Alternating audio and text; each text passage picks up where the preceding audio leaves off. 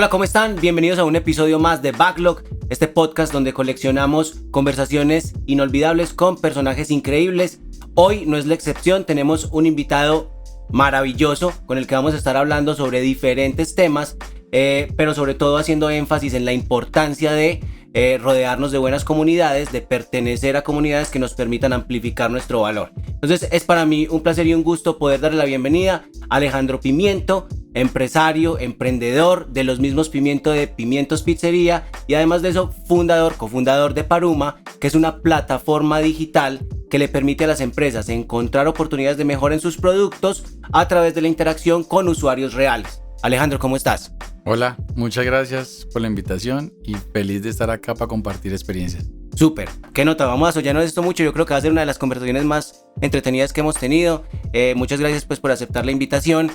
Ya conté un poco de qué es Paruma, sin embargo aterricemos del todo qué hace Paruma y pues cómo llegó esta idea a vos.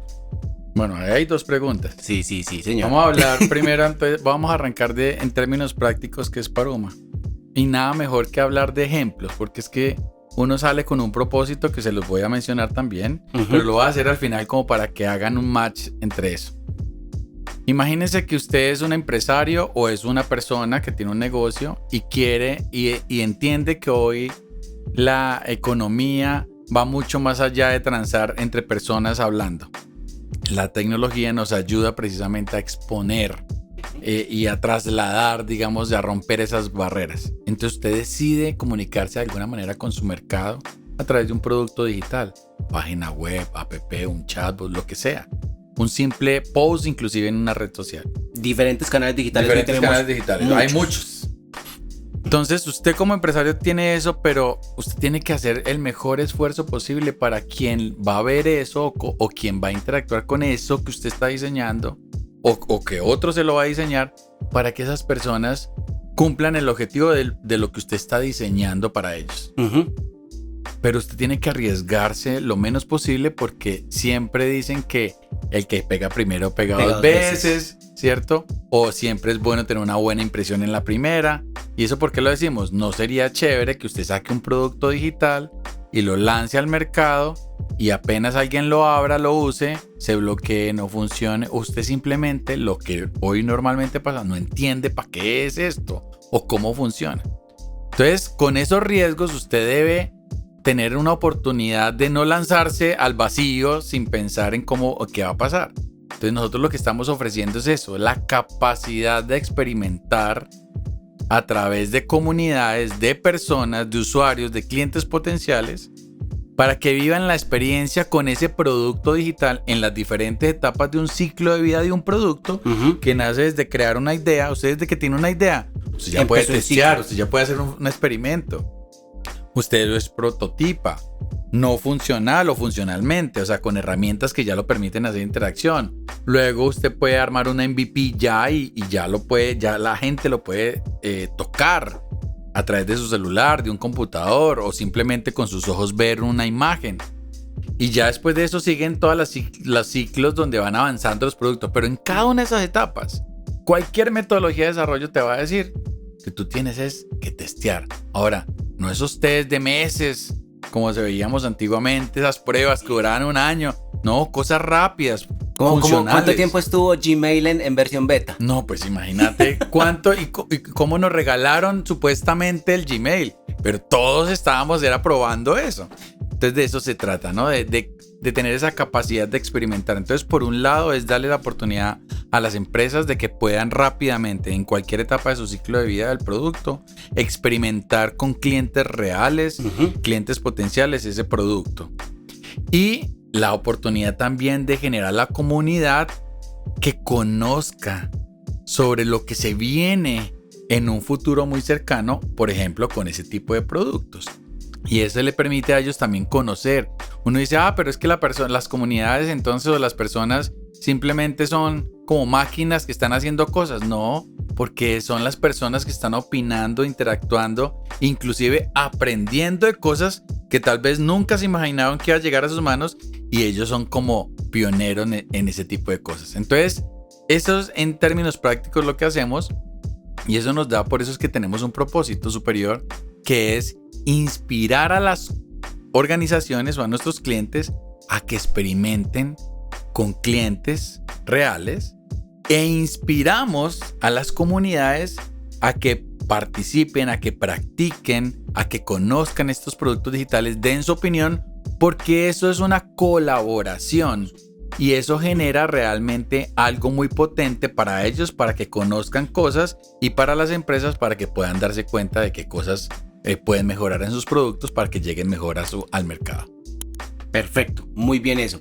Quisiera entonces también ahí aprovechar y tocar algo, y es, para mí, el hecho de que exista Paruma viene también de que vos seas capaz de identificar un vacío, ¿cierto? Entre un público y el otro, y cómo la conexión por medio de la tecnología pues logra básicamente satisfacer esas necesidades y crearle valor incluso a una comunidad que antes pues no tenía esa oportunidad incluso de trabajar de esa forma, por decirlo así.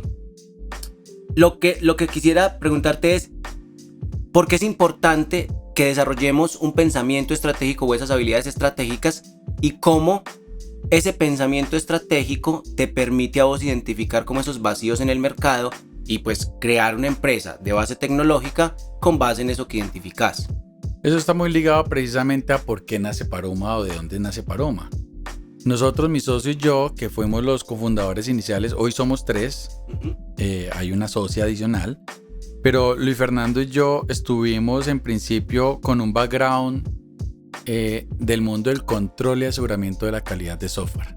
Entonces veníamos y tuvimos la oportunidad de generar, apoyados en la empresa para la que trabajábamos, generar cultura sobre el software testing en Colombia desde 1999 en adelante, que se empezó a formar el tema del software testing en Colombia.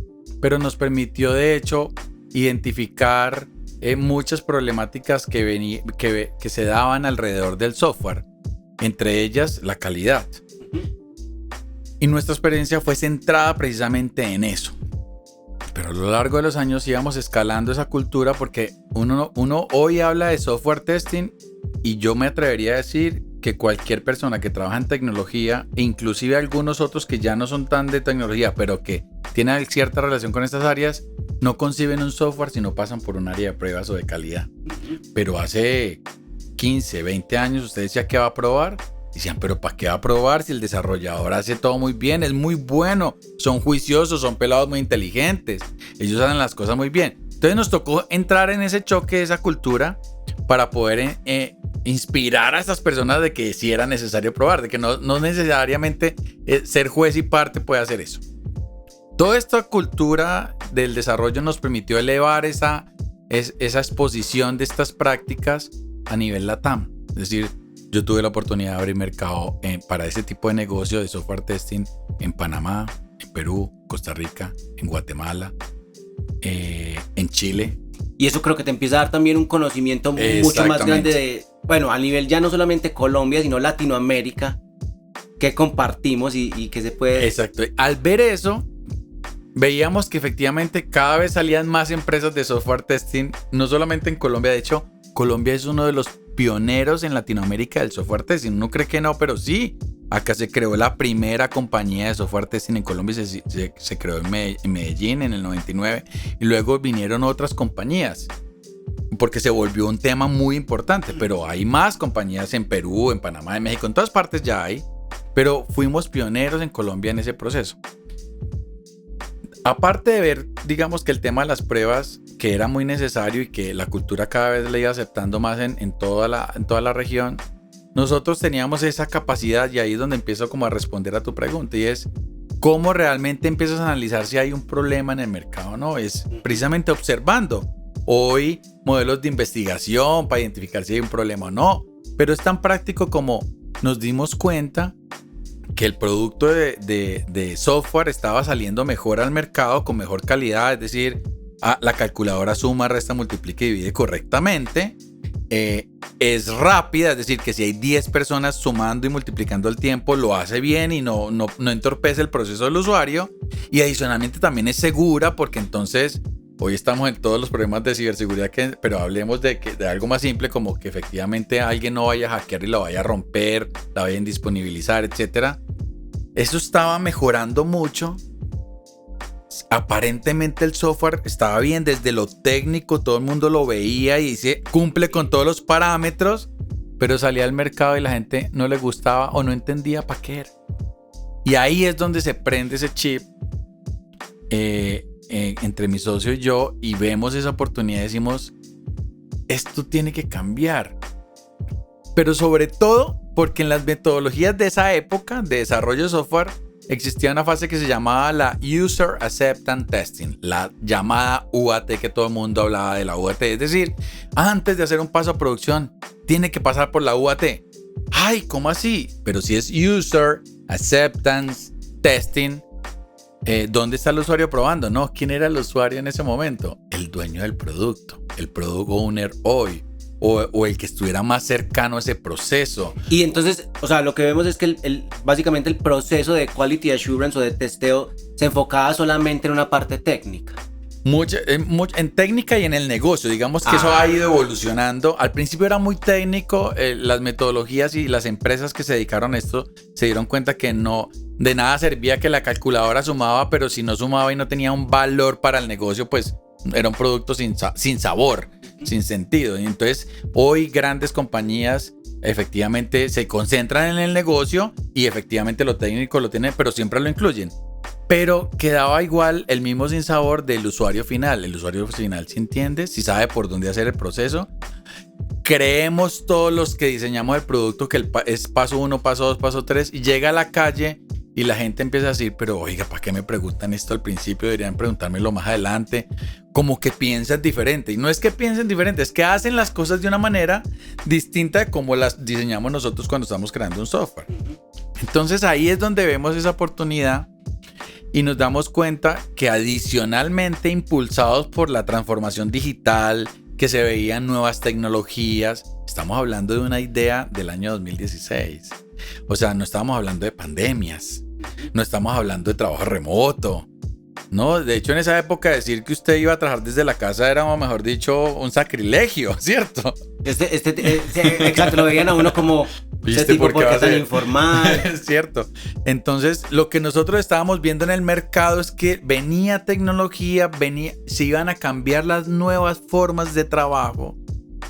Y por eso era que salían estudios de que el freelancer, las empresas de freelancer o la página esta de freelancer, que normalmente era un 20% de negocios en freelancer y 80% lo que llamamos lo tradicional, se veía una perspectiva de que iba a cambiar, de que el 80% iba a ser freelancer y lo tradicional iba a ser el 20%. Y ¡pum! Revientan los Uber, empiezan a reventar todas las economías colaborativas. Todas las economías colaborativas, donde empezamos a darnos cuenta que ya la gente iba a poder decidir en qué iba a trabajar. Entonces uno empieza a analizar donde la gente decía, pues ¿saben qué? Yo me voy a conseguir un trabajo que me pague lo básico, mi salario básico que me dé para vivir, para el mercado y para el arriendo. Pero ¿sabe qué? Que eso me consuma el menor tiempo posible. Y yo decido qué hago en el resto de tiempo. Entonces trabajo 2 horas en Uber, trabajo 4 horas en otra cosa, 4 horas en más o en un propio emprendimiento que yo tengo. Entonces estaba cambiando eso. Y como eso estaba cambiando, entonces eran varias cosas que se estaban forjando en este nuevo proceso. Dijimos, pues el mundo se va para lo digital, las empresas quieren exponer sus productos más al mercado, la digitalización le va a permitir a eso, las mentes de las personas están cambiando, pues yo creo que es el momento de sacar algo para resolver, enfocado a lo que veníamos en experiencia de control de calidad, pero muy para el foco del usuario. Y ahí con eso es que encontramos que efectivamente había un problema de mercado. 2, verificamos que esa hipótesis era cierta. Y 3, validamos que efectivamente cuando sacamos el producto al mercado y lo exponemos a una comunidad, a personas que cumplen con ese perfil, empiezan a decir cosas tan simples como ¿y por qué azul? ¿Y por qué rojo? Que son preguntas que no se hacen los equipos de desarrollo, los dueños de producto, porque están ya sesgados en su ambiente, en su cultura organizacional, y alguien por fuera de esa nube hace una pregunta tan simple que se puede convertir en un cambio de estrategia o en un cambio de imagen del producto que estamos lanzando. O en un pivote o un giro 180 grados totalmente. Entonces, de eso se trata. Y ahí con eso respondo y es, Hay que estudiar el mercado, hay que analizar y para eso no tiene pues uno. Entonces van a decir, entonces hiciste un estudio de mercado donde fuiste a toda Latinoamérica y no, tampoco hasta allá, pero sí traíamos una cosa juiciosa, elaborada de entender el mercado, de ir conociendo y empezar a hacer sus entrevistas, preguntarle a cosas, a gente, contar esta idea, contarle a muchas personas y empezamos a darnos cuenta que sí, efectivamente era un problema y que podía resolver una situación. Quisiera empezar pues también ahí como sacar grandes hallazgos y entonces es para todos los que nos están escuchando, como el enfocarnos en los vacíos que hay en el mercado y entrar a observar esas dinámicas de consumo, esas dinámicas de los usuarios, de nosotros como personas que pues al fin y al cabo somos los que consumimos un producto, una marca, un servicio, es lo que nos va indicando en donde existen oportunidades más allá de simplemente empezar desde un supuesto y desde lo que nosotros creemos.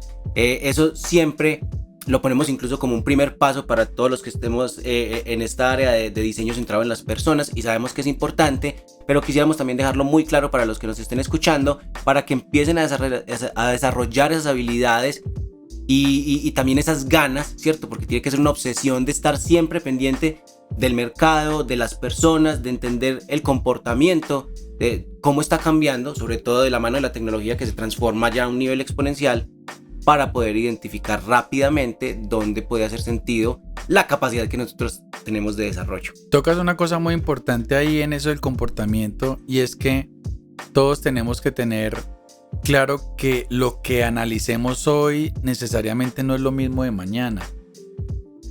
Entonces sí tiene que ser una cosa que estemos viendo constantemente. Porque, y les voy a poner un ejemplo muy simple, muy práctico que yo siempre ilustro, y es domicilios.com, una app pionera en domicilios en Colombia. O sea, me acuerdo que la primera. Yo estaba en la universidad cuando eso salió. Imagínense. Y yo me gradué... ¿Y cuánto lleva Rappi? O sea, Rappi ya salió unos años después, muchos años después de domicilios.com. O sea, Rappi es muy contemporánea a Paruma. Sí. Y nosotros hablamos de domicilios.com. Yo me gradué en el 2008. Antes de 2008 ya existía. Ya existía. Entonces, no voy a entrar a que por qué vino Rappi y se comió el mercado. Esos mil cosas alrededor de eso. Y que ya domicilios.com no existe en Colombia. Ya, no vamos a entrar en esa dinámica, pero traigo a la colación este ejemplo es porque las personas, ellos encontraban una necesidad de mercado de que qué mamera llamar por teléfono, espere tú, timbre, ya un momento, ya lo atiendo, y a través de un dispositivo móvil sacaron una idea y podías hacer un pedido. Es así de simple, un problema muy simple, pero muy poderoso para la forma como lo resolvieron. Pero hacia donde voy es que las personas que usaban domicilios.com sabían cómo hacer un pedido y les parecía bacanísimo. Paso 1, 2, 3, 4 y 5. Voy a pensar que eran 5 pasos porque no me acuerdo cuántos eran. Y les parecía bacano. Y por muchos años fue bacano y muy bacano. 5 pasitos. Vamos a pensar que eran 5 pasitos. Para que después no me van a clavar los de domicilio. No eran 5, eran 4. O eran 3. Listo. 5 pasos. Ese es un ejemplo. Llega otro. Rappi, iFood, antes salieron muchas plataformas y ya no eran 5 pasos, sino eran 3.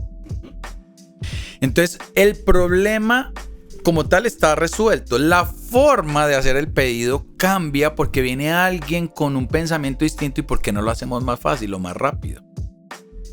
Entonces yo que era un usuario de domicilios.com me parecía fantástico ver esos 5 pasos. Una berraquera. 1, 2, 3, 4, 5. Es más fácil que marcar, más pasos, hablar, esperar. Pero si yo conozco el nuevo producto digital que hace eso en 3 pasos, hasta ayer era feliz con domicilios.com. Mañana que conocí el otro, que ya no es en 5 sino en 3, digo, ¿y estos huevones de domicilios por qué no se le había ocurrido que en vez de 5 debían ser 3? De la noche a la mañana. De la noche a la mañana. Entonces se vuelve obsoleto y por eso es que traigo el ejemplo de que una cosa que yo piense hoy no necesariamente es la misma que va a pensar por toda la vida o por inclusive por meses. Es que puede ser tan algo que yo no me lo había dado cuenta y otra cosa impulsada por otra cosa me dispara y me abre la mente y ¡pum! Y uno dice, ¿y por qué no hacemos esto así? Y ahí es donde yo digo, hay que estar todo el tiempo como una maquinita pensando y analizando y revisando. Y creo que ahí también das una clave súper poderosa, y es: si yo dependo únicamente de lo que se me ocurre a mí para poder mejorar mi producto, voy a ir a una velocidad muy lenta y obviamente pues mis recursos van a ser muy finitos, muy limitados. Si yo me dedico a mirar las oportunidades de mejora, pero basado en un montón de personas que incluso ya con la tecnología puedo tener acceso a esos datos o a esa información de una manera muy automática, pues obviamente voy a tener muchas más fuentes de innovación que si solo me quedo con mi opinión, mi filtro, la forma en la que yo veo la realidad. Es que se vuelve exponencial. Es como si tuvieras miles de personas investigando por ti. Entonces uno dice, entonces Alejandro está diciendo que hay que investigar todo el tiempo y voy a tener que poner un área dedicada a eso. No. Hay que estar observando, viendo todo el entorno, el panorama. Inclusive uno siempre dice que uno siempre tiene que observar la competencia, pues para poder hacer también sus benchmarks, para poder analizar muy bien qué está pasando, ¿cierto? Pero no solamente lo que esté asociado con uno. Yo vendo zapatos. ¿Y por qué no puedo estar viendo qué está pasando en un producto digital que vende, no sé, alimentos? Porque es que la forma como venden un alimento, de pronto allá cuando le ponen y le facilitan ciertas cosas, me puede servir para la forma, no lo mismo. La forma como lo están haciendo me abre la mente para decir, ve, ¿yo por qué no le pongo a que la gente pueda comprar cordones también y le ponga el color que quiera? O sea, ya le piden las fresas de una forma, pero entonces eso le ayuda, son fuentes de innovación porque lo inspiran a uno a cambiar cosas. Entonces por eso es muy bueno observar. Pero si tienes la oportunidad también de expresar cosas y escuchar a muchos usuarios o muchos oyentes, pues es replicar eso de forma exponencial, porque así como estamos diciendo que yo estoy mirando una y otra cosa, pues miles de personas están haciendo lo mismo. Y pueden estar interactuando y rodeados de un montón de factores alrededor de su propio entorno, que a alguien se le ocurre algo y en esa opinión se convierte en una consideración que se convierte en una nueva cosa para el producto de uno. Súper interesante. Entonces ahí empiezan las comunidades a generar un valor mucho más potente. Muy bien. Excelente que toques esa palabra. De hecho, yo siento que nosotros nos conocimos precisamente por ser parte de una comunidad. Hoy pues, cierto, es una comunidad, pero lo conocemos como un ecosistema de emprendimiento y tiene sus peculiaridades pues por nosotros estar en Medellín, que es una ciudad que le ha apostado categóricamente a impulsar esa clase de dinámicas. Nos conocemos ahí como siendo parte de ese ecosistema, no solamente de emprendimiento, yo también diría que de innovación. Y ahí seguimos compartiendo otro tipo de comunidades, somos parte también de la Andy del futuro. Y hoy por hoy, Paruma sigue creciendo, habilitado por el crecimiento de esa comunidad de Crowders, como se les conoce a todos estos usuarios que están ahí en Paruma dando su feedback e interactuando con los diferentes productos de los clientes para habilitar esa investigación y ese hallazgo de nuevas oportunidades. Aquí, ¿cómo ha sido tu experiencia encontrando esas comunidades donde realmente hace sentido estar? Y pues eso también incluso te lo voy a pedir hasta como un consejo personal para mí, porque yo siento que ahí es donde a mí me falta todavía muchísimo y que yo siento que vos tienes un terreno ganado pero muy bacano, y es: ¿cuál es la importancia de aprender a identificar esas comunidades y cómo se puede seguir, ¿cierto? Esto es una cosa que, como decías, no solamente es de listo, yo entré a una comunidad y ya se acabó el tema, sino que igual que con los negocios es un tema de evolución, de seguirlo regando, de seguir cultivándolo como si fuera un jardín. Entonces, ¿qué recomendás para encontrar las comunidades a las que uno sí debería pertenecer para habilitar ese crecimiento? Y segundo, también, ¿cómo se puede regar de alguna forma como ese jardín y mantener uno esa interacción con las comunidades, ¿cierto? Para que realmente se dé lo que debería pasar ahí, una relación bidireccional en donde yo no solamente estoy recibiendo valor por ser parte de la comunidad, sino también aportando desde lo que yo sé y lo que puedo entregar. Es un tema, y yo creo que ahí es donde está el coco de nuestro negocio. O sea, Paruma sin ese crowd como que pierde sentido.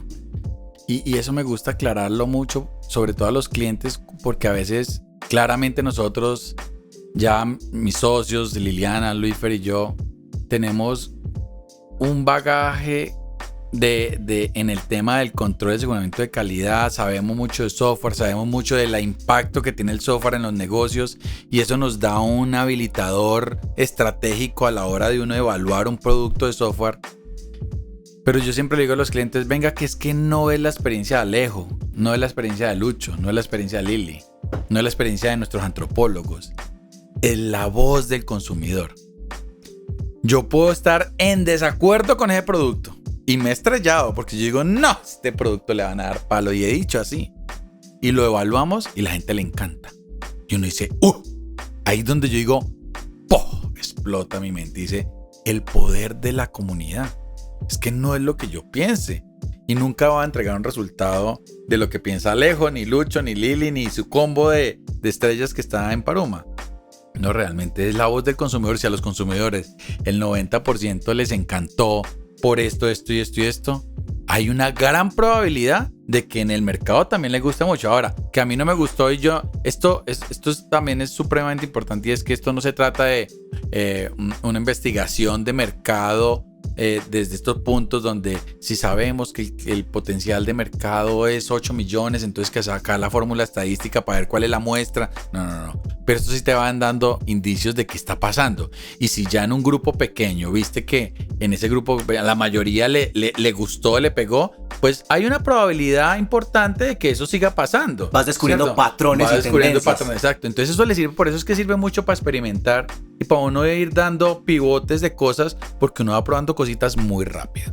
Y mencionas ahí otra cosa que quisiera también aterrizar como una lección muy importante y es el tema de ser humildes a la hora también de conducir un negocio, ¿cierto? Lo que vos decís, mi experiencia no puede nublar que porque yo sienta que esta aplicación o este programa o este producto o servicio seguramente pues... Correcto, sí, no. Exacto, yo lo percibo de una forma. Yo lo percibo de una forma, pero el mercado lo puede percibir de otra y quien gana es el mercado. Es que yo con lo que yo diga no soy el usuario que va a darle la utilidad al nuevo negocio digital. No, es todo el mercado. Entonces, siguiendo con esa idea, entonces ahí es un tema súper importante. Por eso la comunidad, y digo soy enfático, sin la comunidad no somos nada. Ahora bien, entonces, si eso es tan importante, tú estabas diciendo algo, efectivamente hay que regar el jardín, pero antes de regar el jardín hay que conseguirlo.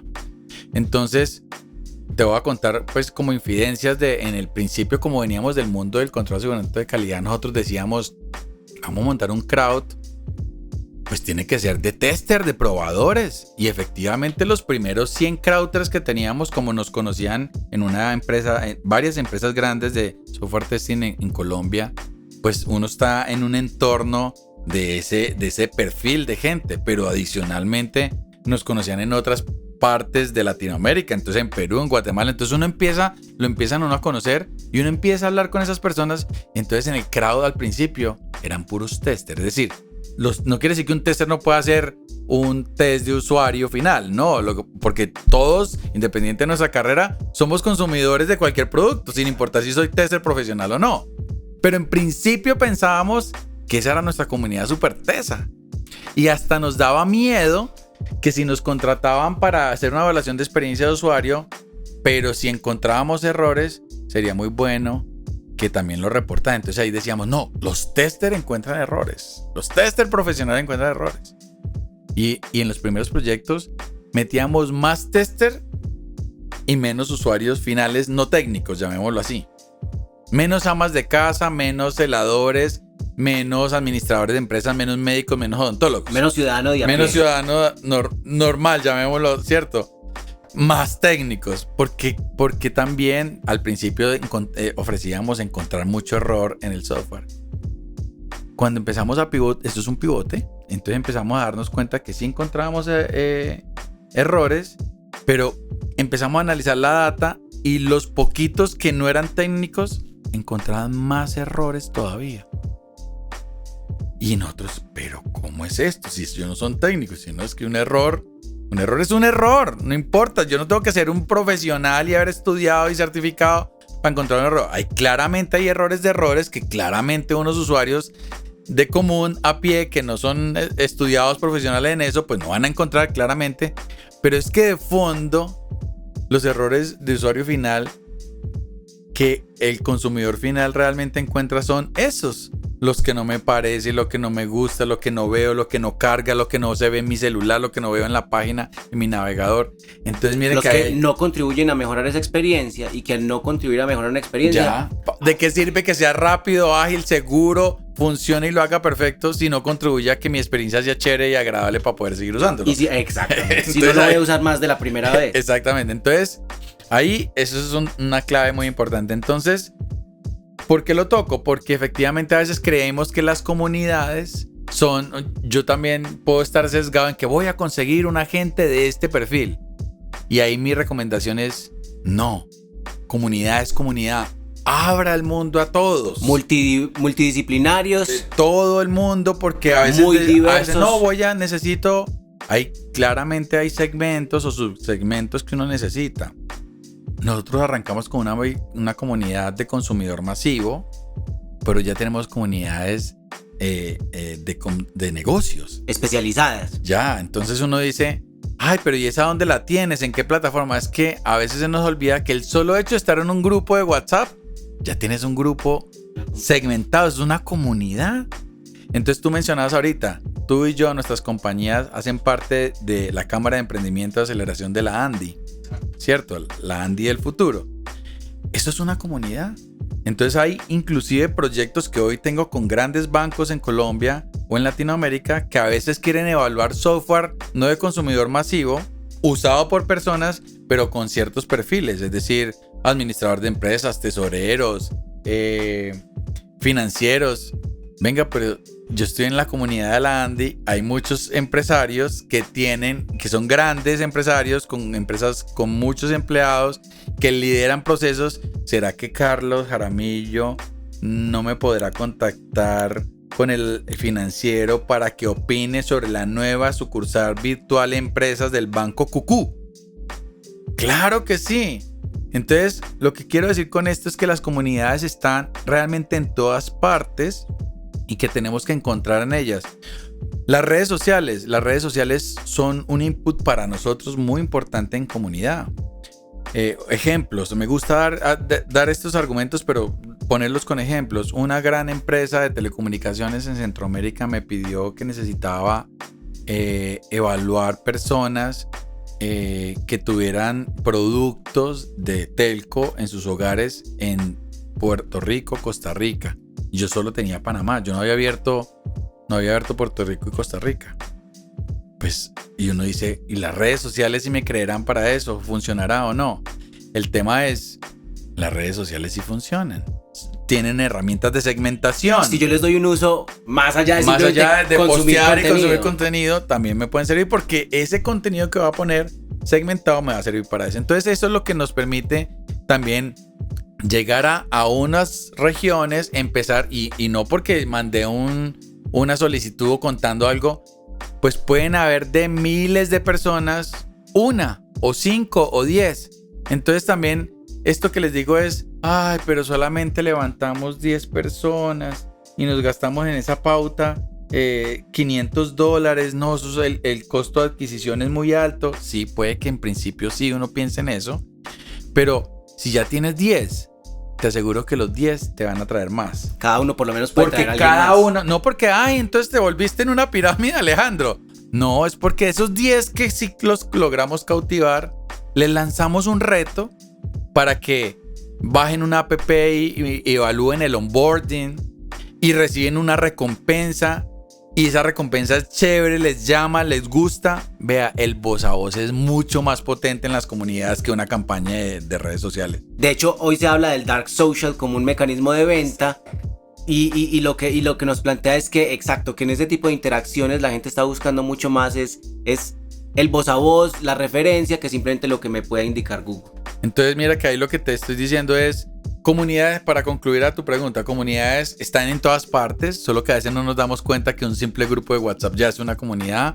Están las redes sociales, están los modelos de referidos, es decir, que lances campañas para cautivar gente, pero sobre todo que la gente de la comunidad esté en ejercicio, que se esté tocando, que se esté contactando, que inclusive les demos oportunidades para que ellos puedan aprovechar también esa comunidad para uso de ellos mismos, para encontrar un amigo, para que alguien les hable del amor, para que alguien les hable del desamor, para vender un producto. Entonces, por ejemplo, en nuestra plataforma de comunidad, la gente puede vender cosas entre ellos mismos. ¡Ay, le están cobrando algo! No, nuestro interés no es cobrar ni ganar por eso. Nuestro interés es generar esa comunidad porque nos sirve a nosotros, pero que se sirva para ellos. Entonces, ahí es donde va la respuesta para regar las maticas. ¿Cómo regamos?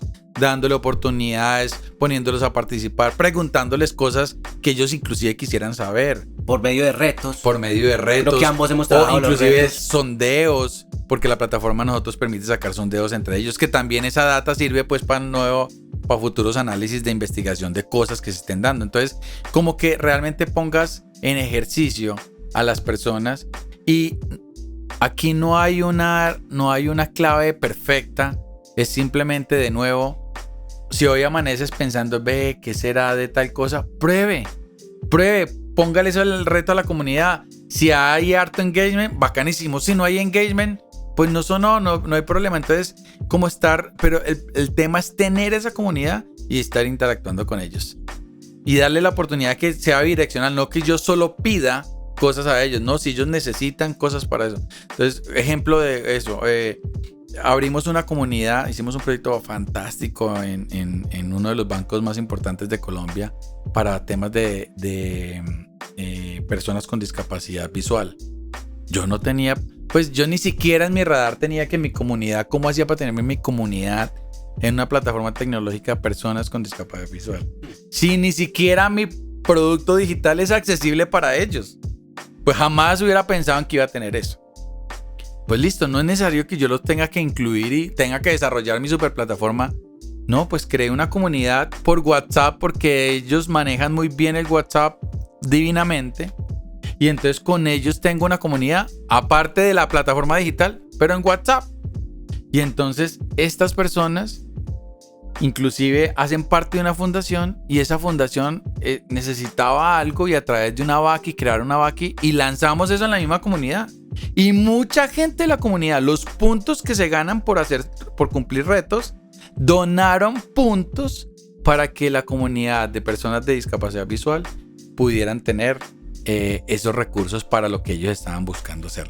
Entonces mira que el poder de las comunidades es una cosa... Es infinita. Exacto. Yo ahí como aterrizar dos cosas de las que decías, y es, no solamente te dan más alcance, sino que te permiten incluso desarrollar nuevas fuentes de ingresos. Bueno, aquí, Alejo, una pregunta como para cambiar un poco de dirección, y es, ¿qué te ha enseñado el negocio de pizzas que puedas implementar en Paruma? ¿Y qué te ha enseñado Paruma que puedas implementar en el negocio también de pizzas?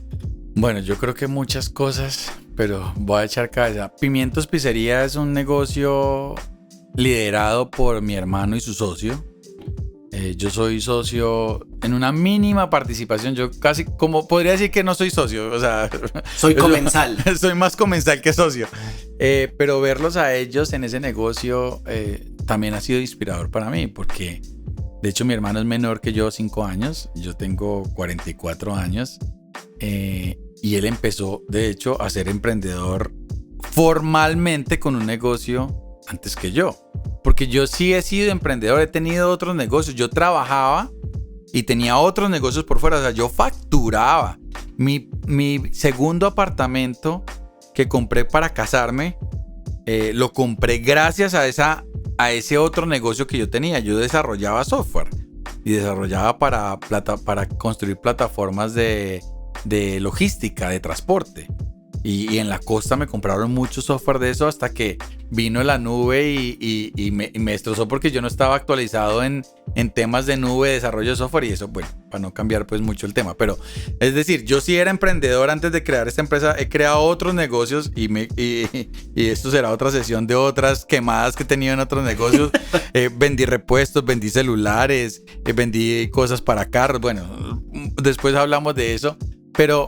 Pero ese negocio de la pizzería me ha dado a mí como aprendizaje, más que como negocio, es como la forma en que los dueños de ese negocio, en este caso Andrés y Juan David, que son los socios y dueños de Pimientos, cómo manejan su negocio. para darme cuenta, porque no es perfecto, ellos también se equivocan, y eso, antes de yo crear mi empresa, yo decía, oiga, no, pero es que aquí está pasando, tenemos que mejorar en esto. Entonces, de los errores, claramente se aprende, de los errores yo he aprendido, ¿qué más he aprendido? Del ímpetu, de las ganas, de cómo se enfrentan a un mercado. Cuando uno ha visto un negocio de comidas, llamémoslo normal, en este caso pizzas, pastas, en una ciudad como Medellín, que dure más de 10 años esa marca. Y que no sea una multinacional. Y que no sea una multinacional, pues, porque uno dice, Papa John's. Sí, y que haya sobrevivido, afortunadamente yo también pude conocer esa historia, que haya sobrevivido a la pandemia. A la pandemia. Entonces uno dice, esta marca tiene más de 12 años. Por 2 cagones que abrieron una pizza, un restaurante de pizza, y todavía prevalecen, y todavía los negocios que van creando y van creciendo se siguen moviendo y cada vez venden más. Y están en EAFID, y están en la UPB, y están por fuera de la UPB, y están en el Poblado, y tienen una Dark Kitchen. O sea, tienen un futuro. Lo que pasa es que ellos también, esto es puro bootstrapping, ¿no? Eso también es otra sesión de, venga, entonces los inversores, estas grandes cadenas, no, venga, vamos con calma, poquito a poco, que este es el negocio como familiar, pues, de ellos, donde ellos están construyendo su futuro y el de sus familias a través de eso. Entonces, estos aprendizajes, ese ver, esos crecimientos, esas ganas, también es un tema de mucho aprendizaje para construir una nueva empresa. ¿Y qué he aprendido, digamos que Pimientos de Paroma? Muchas cosas de organización. Entonces yo cuando construí Paroma, en principio pues no, lo normal, era un Excel y un computador, ¿cierto? Pero por eso entró Liliana también como socia después de que creamos Luis Fernando y yo la compañía, y es como a darle también, venga, hay que anotar todo, Alejo. Es bueno, así sea en una hojita, no tiene que ser, pues entonces vamos a comprar el ERP, ¿no? Ni siquiera hay para pagar el Excel, entonces venga, sí, darle trazada de las cosas. Entonces esa mirada de organización, de cosas, también es la que también he tratado de irradiar en Pimientos, y mi hermano efectivamente quedó prácticamente quebrado. Pero él otra vez, digamos que a pesar de su quiebra en Pimientos, porque la pandemia nos dio súper duro, pues uno dice quebrado, o sea, sin ventas, cerrado, y cómo viene alguien y le pide su local principal de toda la vida, y cómo es capaz de montar uno nuevo, más grande y más bonito, y quebrado. Yo no sé, eso uno dice, entonces uno dice, ¿cómo no voy a aprender de eso para Paroma? Pero también él en esa quebrada y en esa, entonces ya creó su SaaS, ya tiene un área de contabilidad de nuevo ya mejor organizada que la de antes, con un tercero, porque antes lo hacía con un amigo y no sé qué. Entonces esas tratamos de compartir cosas, y sobre todo también compartir este tema de la experimentación de ¿cómo hacemos para que también Pimientos también se mueva al mundo digital, no solamente al físico? Exacto. ¿Cierto? O sea, como la tecnología también habilita un negocio aparentemente muy tradicional, pero a través de nuevas modalidades, ¿cierto? Que también dependen pues de esa tecnología, de esas herramientas digitales. Por ejemplo, llegar a nuevas fuentes de ingreso como la Dark Kitchen. Entonces, imagínate, te voy a dar un ejemplo real de eso que acabas de mencionar, de cómo la tecnología pudo ayudar a Pimientos. En el año 2018... no había un restaurante de pizzas en Colombia, pues del nivel de, no estamos hablando de las grandes marcas, del nivel de Pimientos Pizzería en Medellín, Colombia, que tuviera una app propia. Y en el 2018 nosotros ya la teníamos. Uno dice, pero ¿cómo hiciste para poner una app de pedidos? De reservas, o sea, ni siquiera estábamos en pandemia. Y muy a propósito ya de había eso, reservas, ya podías comprar en el domicilio y podías hacer pick-up, que eso hasta ahora es que se está viendo. Y en el 2018 Pimientos Pizzería ya lo tenía. Y creo que eso es una tendencia que va a surgir con mucho auge y con mucha fuerza en este 2023, y es, no me importa si me tengo que ir para la app del restaurante en tanto no tenga que usar Rappi. Porque la gente está buscando es más bien... También es que estamos en un mundo, la inflación, la crisis, que hasta los 200 pesos que me cobren extra por algo, uno piensa que no, y puede ser un decisor de compra berraquísimo. Entonces eso se vuelve un tema de negocio importante, y por eso cada vez, entonces uno diría, entonces crepes Waffles, que es una marca tan grande, sigue vendiendo solamente por Rappi. Yo no sé si vende solo por Rappi o no. También tiene su canal propio. También tiene su canal propio, ¿cierto? Entonces es que los canales son eso, canales. Hay uno que le gusta comprar por Rappi, pero hay otro que no le gusta pagarle la propina al rapitendero, entonces... O el mal servicio de Rappi, porque Rappi ha empezado a enfocarse en otro tipo de negocios. Cosas. Entonces hay para todos, para eso son los canales. Lo siento, Rappi. Pero debes mejorar. Entonces, imagínate cómo, y ese es como, con eso cierro a la pregunta de cómo genera eso, el estar en Paroma, ver el tema del contexto digital, pues encontramos un modelo de negocio en España, un SaaS, que nos permitía configurar la forma de que generaban una app a partir de una marca blanca con nuestra marca, la configurábamos y lanzamos Android y iOS en el 2018 para hacer pedidos, pick-up y reserva de mesas en el restaurante. Perfecto. Entonces, es una enseñanza muy grande. No necesariamente tenemos que llegar a crear todo desde cero, sino que precisamente también estar pendientes y vigilantes de cómo avanza la tecnología nos abre puertas para adoptar soluciones que, sin necesidad incluso de saber código, podemos ya empezar a personalizar. Súper. Y era un producto que estaba solo para euros. Y yo, venga, pero es que yo estoy en Colombia. Y entonces uno hablando con ellos y, venga, pero es que yo no tengo. Bueno, listo, no, sí, lo vamos a parametrizar, pero quíteme el EUR. No, eso sí no lo podemos. O sea, el software tenía cosas buenas, pero había otras cosas que eran muy rígidas. Y entonces, bueno, no importa. Yo le digo a los clientes que hice EUR, pero son pesos colombianos. Hágale, no hay problema, probemos. Y eso lo hicimos y funcionó y la gente ganó. Y entonces tenía un programa de puntos. Ganaban puntos. O sea, una cosa bacana. O sea, fidelización ya. Fidelización y todo en el 2018. Y eso no lo tenía ningún restaurante en el país. Yo me atrevo a decir que en el país no había eso. Puedo tender a equivocarme, pero te aseguro que por lo menos fueron de los pioneros. Sí. Exacto. Y fue bacana la experiencia. Duramos como 2 años hasta que llegó pandemia y nosotros, pues prácticamente, esto se acabó. Uno diría, pero ¿y por qué lo acabaron? Porque ya necesitábamos otras cosas, los pedidos eran distintos, la gente no quería también, y ahí es donde vienen como las definiciones, que hago una página web, una app, fortalezco la web, fortalezco la app, y uno cuando es chiquito, pues no tiene para fortalecer. Exacto, todo. hay que priorizar. Entonces tocó hacer otras cosas, el WhatsApp se volvió inclusive más importante que entrar ahí, entonces pedidos por WhatsApp, la gente no quería entrar a la app, entonces, y eso también valía, costaba, no había plata, era un proveedor internacional, había que pagar en dólares, pues en este caso en euros, entonces bueno, decidimos cortar por ahí y se hicieron otras, se adoptó una de las nuevas plataformas que habían en ese momento en el mercado y hoy está, digamos que en ese proceso, pero todo va cambiando, es decir, uno no tiene que casar para toda la vida con las cosas. Bueno, Alejo, hemos hablado entonces mucho del tema de comunidades. Estamos en una ciudad que se sigue posicionando como un hub de innovación para América Latina, incluso para el mundo, y donde se está invirtiendo realmente como en esa transición hacia una economía de servicios y se está incentivando a que la gente emprenda desde la tecnología. ¿Cuáles ves vos que son como esos retos principales que tiene que afrontar hoy Medellín para seguir creciendo de una forma sostenible con estas apuestas y qué nos recomendarías pues a los que estamos en ese ecosistema de emprendimiento para poder sortear esos retos?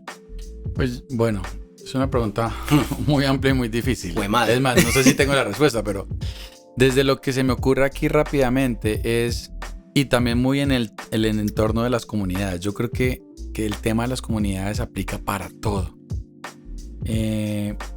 Medellín tiene esa posibilidad y esa experiencia de estar innovando y mostrándose al mundo de manera diferente después de tantos retos que ha vivido la ciudad como tal, pero yo creo que ha tenido unos pequeños pasos asociados a aprovecharse inclusive de la comunidad, de la ciudad.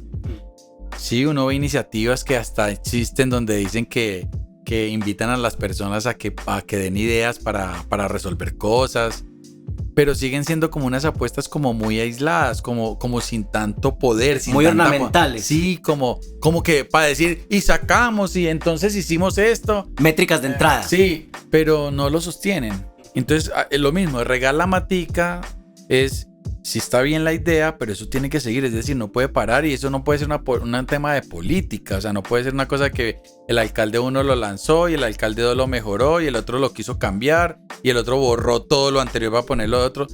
Yo creo que ahí los mayores desafíos para que Medellín prevalezca en el mundo y siga creciendo y no se apague esa llama que queremos mantener, es que ese tipo de cosas tiene que ser como una política de la ciudad sin importar el color político y el alcalde que pongan y el gobernador que pongan y todas las cosas. O sea, tiene que ser una vaina que sea como una proyección blindada contra cambios políticos.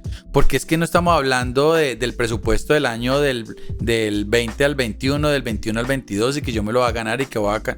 No, es el plan de la ciudad. Entonces el plan de la ciudad debería ser una cosa que debería como un ente, o sea, uno sueña. ¿Y yo qué quiero hacer en el futuro? No puede ser que el sueño esté cambiando cada 4 años.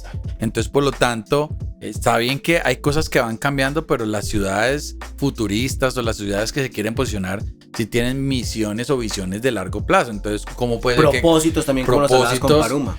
No puede ser una cosa que cambie y que entonces borrón y cuenta nueva, ¿no? Siempre debería haber una política de mejora continua. Es que no estamos hablando de la NASA, es una cosa que realmente funciona. Y creo que es importante, y es que no solamente dependa de la administración pública, de la administración de turno, sino de lo que vos decís, del poder de la comunidad de seguir defendiendo como ese tipo de cultura. Y creo que todavía nos falta también es empezar a confiar más entre nosotros y precisamente a eso, a lanzarnos a que no solamente la comunidad es yo soy parte y con esto vendo, sino hey, yo soy parte, riego el jardín y me abro a trabajar mancomunadamente. Y eso es un tema de cultura y por eso es que nos cuesta o nos duele inclusive compararnos con otros países más desarrollados.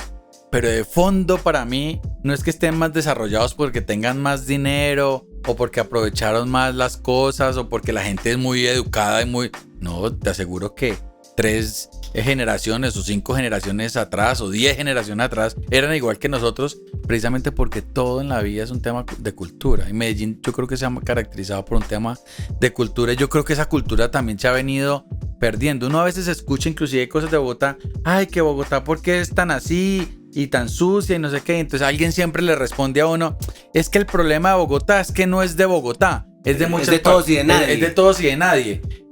Y no, es que yo creo que efectivamente falta es cultura. Ahora, le cuento que en Medellín nos está pasando lo mismo. Como Medellín se ha vuelto una cosa muy chévere, está llegando mucha gente. Entonces está volviendo como el mal dicho de Bogotá. Y creo que Bogotá sí ha incluso pues ha empezado a darle la vuelta a eso, ¿cierto? Ha empezado a desarrollar un sentido de pertenencia, que ahí es donde nosotros no podemos bajar la guardia y también tenemos que mirar ese mismo reto, ¿cierto? Si está llegando gente de todas partes, no solamente del país. ¿Qué hacemos? O sea, sí, los paisas arraigados y que tenemos mucha no sé qué, sí, pero es que ya no somos solo paisas, exacto. ¿cierto? Y yo digo no somos porque yo no soy paisa, pero yo me creo paisa pues porque estoy acá casado con paisa, mis hijas son paisas. Mis socios ninguno es tampoco de Medellín. Mi esposa me dice, usted no es paisa. Nosotros somos paisas. Yo, bueno, me voy a adaptar, está bien. El tema es que sí hay que desarrollar. Entonces el segundo tema, el tema de la cultura, porque cada vez nos volvemos una ciudad más importante y eso hace que efectivamente transforme las ciudades para bien o para mal. Entonces hay que trabajar mucho en eso. No sé. Nada, bien. Vamos a cerrar de nuevo agradeciéndote mucho por esta conversación tan increíble. Muy sobrada, uno de los mejores episodios que hemos tenido en nuestra corta vida de Backlog como podcast. Aquí te quiero invitar a que en la cámara que está directamente mirándote a vos, le digas a las personas dónde pueden encontrar más de Alejo Pimiento, de Paruma o incluso comerse una buena pizza en Pimientos Pizzería. Bueno, pues yo soy Alejo Pimiento, soy director y cofundador de Paruma. Estamos en nuestra página web paruma.co y en Instagram Paruma Customer Lab. Así que un googleazo y nos encuentran ahí rápidamente y en la página web están nuestros datos, así que fácilmente. Y los esperamos en Pimientos Pizzería, en Laureles o dentro de la UPB o dentro de AFIT o en El Poblado, en Palma Grande, o pedir en domicilios a través de la Dark Kitchen que tenemos para el sur de Medellín y el área metropolitana. Gracias. Muchas gracias a vos y nos vemos en una próxima conversación de esas que se quedan grabadas para toda la vida. Alejo, muchísimas gracias a vos. Gracias a vos.